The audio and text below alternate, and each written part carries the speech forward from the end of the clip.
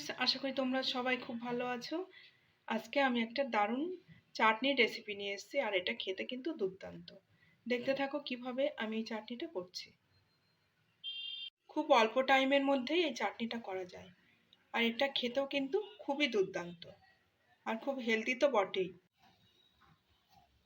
আমলকি চাটনিটা করার জন্য টমেটো আর আমলকি নিয়েছি, এটা সেদ্ধ করে নিয়েছি। এবার টমেটোর খোসাটা উপর থেকে ছাড়িয়ে নেব। আমলকির চাটনিটা করব, তার জন্য কড়াইতে একটু সর্ষের তেল দিয়ে নিয়েছি। এবার দিচ্ছি, তেলটা গরম হয়ে গেছে, সর্ষে দিচ্ছি, দুটো শুকনো লঙ্কা। এটা একটু ঝাল ঝাল হলে খেতে ভালো লাগে।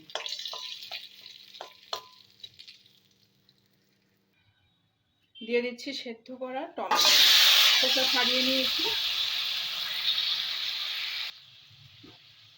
এবার দিয়ে দিচ্ছি সেদ্ধ করা আমলকি, বীজটা ফেলে দিয়েছি, দিয়ে এইভাবে ভেঙে নিয়েছি।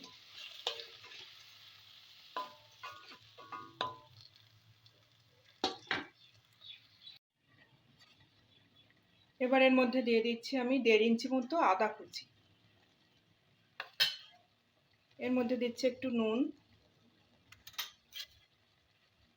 একটু হলুদ, এটাকে নেড়ে দেবো।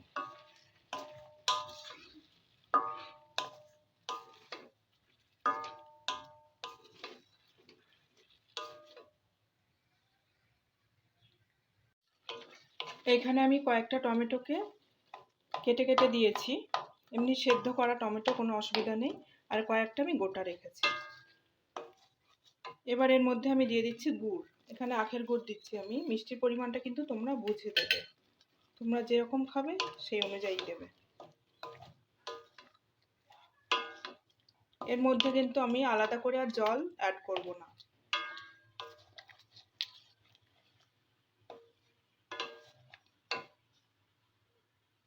একটু নেড়ে চেড়ে নিয়েছি,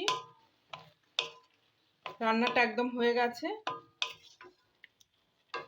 এর মধ্যে দিয়ে দিচ্ছি এবার সামান্য একটু বিট নুন, এটা একদম অপশনাল, নাও দিতে পারো।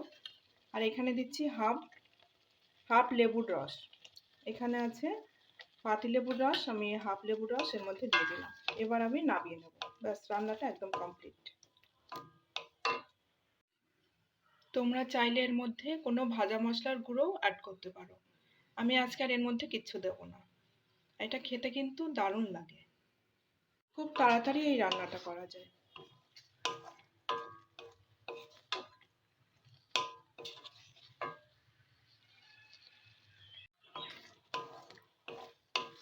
রান্নাটা কেমন লাগলো অবশ্যই জানাবে, আর ভালো লাগলে লাইক, শেয়ার আর সাবস্ক্রাইব করার অনুরোধ রইল নতুন বন্ধুদের। আর যারা আমার সাথে আছো তাদেরকে অসংখ্য ধন্যবাদ। সবাই খুব ভালো থেকো, সুস্থ থেকো। Thank you.